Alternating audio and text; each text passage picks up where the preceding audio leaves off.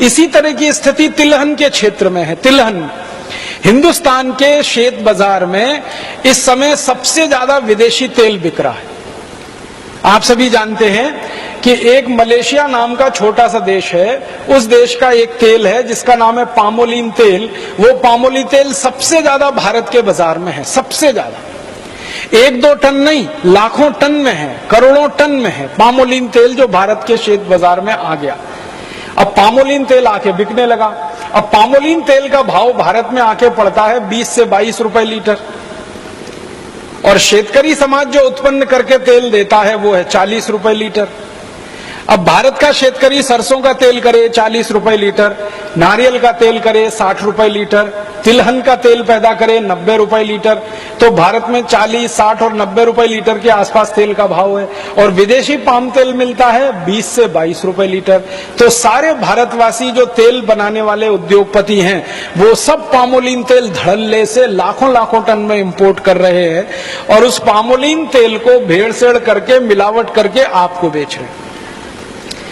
आप बाजार से डिब्बाबंद जितना भी तेल लाके खाते हैं वो सब पाम तेल है। और आपको सुनकर हैरानी होगी, 4-5 साल पहले तक इस देश में ऐसा कानून था कि पाम तेल किसी भी दूसरे तेल में मिला के नहीं बेचा जा सकता। गेट करार और WTO के दबाव में अब कानून ऐसा है कि पाम तेल किसी भी तेल में मिला के बेचा जा सकता है। अब पाम तेल आ गया, वो वेजिटेबल ऑयल के साथ मिला के बेचा जा रहा है। आप बाजार से तेल खरीद के लाते हैं, किसी भी नाम का तेल खरीदो, रिफाइंड तेल के नाम से और डबल रिफाइंड तेल के नाम से बाजार में जितना भी तेल मिल रहा है वो सब पामोलिन तेल है। अब पामोलिन तेल हम खा रहे हैं, शेतकरी समाज खा रहा है। क्यों? क्योंकि शेतकरी समाज जो तिलहन पैदा करके बेचता था, शेतकरी समाज जो सरसों का तेल पैदा करके देता था या नारियल का तेल, उसको भाव नहीं है, तो उन्होंने तिलहन पैदा करना कम कर दिया है। तो भारत में तिलहन का क्षेत्रफल भी लगातार घटता चला जा रहा है। दालें पैदा करना कम कर दिया, तिलहन पैदा करना कम कर दिया, तेल का उत्पन्न इस देश में कम हो गया, तो विदेशों से पाम तेल आकर बिकने लगा। अब वो पाम तेल के 2 दुष्परिणाम हैं। एक तो जो शेतकरी नारियल करते थे, जो शेतकरी तिल पैदा करते थे, जो शेतकरी सरसों पैदा करते थे, उनको नुकसान। दूसरा नुकसान देश के खाने वाले लोगों को, जो पाम तेल खाएगा, मैं आपको स्टाम्प पेपर पे लिख के देता हूं, तुरंत हार्ट अटैक से मर जाएगा।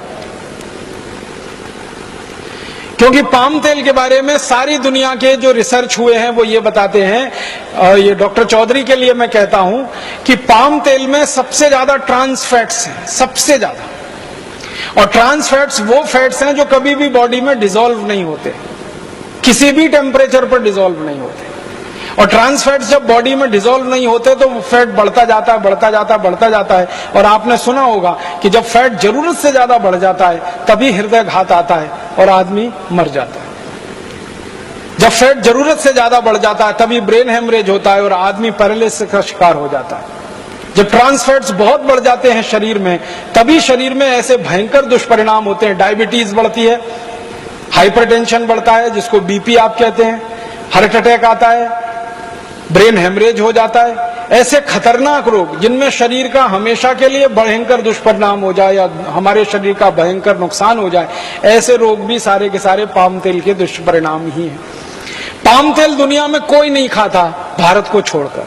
मलेशिया जिस देश से पाम तेल भारत में आता है WTO करार के बाद, वो मलेशिया खुद पाम तेल नहीं खाता।